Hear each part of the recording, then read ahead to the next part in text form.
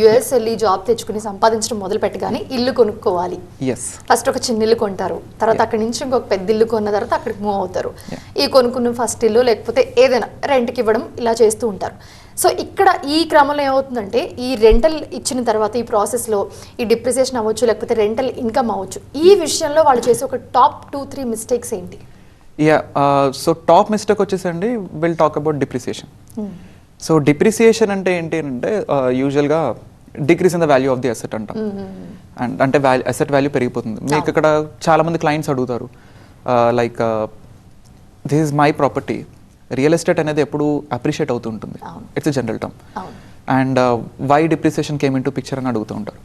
So ఇక్కడ ఏంటి అని అంటే మనం ఏదైనా ఒక అసెట్ నుంచి లేదైనా ఒక machinery anything it could be, దాని నుంచి మనకి ఇన్కమ్ వస్తుంది అని అంటే దాన్ని వేర్ అండ్ టైర్ అనే కాన్సెప్ట్ ఉంటుందండి.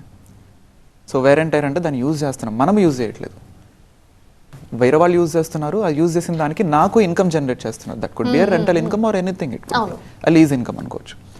సో ఇప్పుడు అలా వస్తున్నప్పుడు మనకు ఐఆర్ఎస్ ఇచ్చే గోల్డెన్ ఆపర్చునిటీ ఏంటి అని అంటే ఆ ఇన్కమ్ మీద I just give you one line. So income వచ్చింది అంటే మీరు రిపోర్ట్ చేసి ట్యాక్స్ కట్టాలి. ఓకే, అది ఏ విధంగా అయినా ఎటువంటి ఇన్కమ్ అయినా కూడా. Okay, right. సో ఇప్పుడు ఐఆర్ఎస్ మనకి ఇచ్చిన ఆప్షన్ ఏంటి అని అంటే ఇప్పుడు ఇన్కమ్ని మనం కంప్లీట్గా చూపించి ట్యాక్స్ కట్టే కన్నా దీన్ని కొంచెం తగ్గించుకొని, అంటే in the form of expenses అంటాం. సో ఆ ఎక్స్పెన్సెస్ చూపించుకొని మన ఇన్కమ్ని తగ్గించుకొని ట్యాక్స్ లయబిలిటీని తగ్గించుకోవచ్చు అనమాట. సో ఆప్షన్ ఉంటుంది. So that is the one option is called depreciation. So ఈ డిప్రిసియేషన్ ఏంటి అని అంటే మనకి IRS will fix a life of the asset. So for example rental real estate అనుకోండి.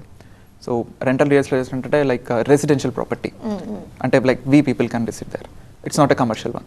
సో దాన్ని మనము 27.5 years వరకు దాన్ని డిప్రిసియేషన్ చేసుకోవచ్చు అనమాట. అంటే కాస్ట్ వాల్యూని డిప్రిసియేషన్ చేసుకోవచ్చు. ఎవ్రీ ఇయర్ ఫిక్స్డ్ అమౌంట్ ఉంటుంది. There are certain things attached to it అనమాట, like number of days rented, ఇదంతా కూడా చూస్తాం. సో ఇక్కడ డిప్రిసియేషన్ ఒకటి కరెక్ట్గా క్యాలిక్యులేట్ చేసుకోవాలి.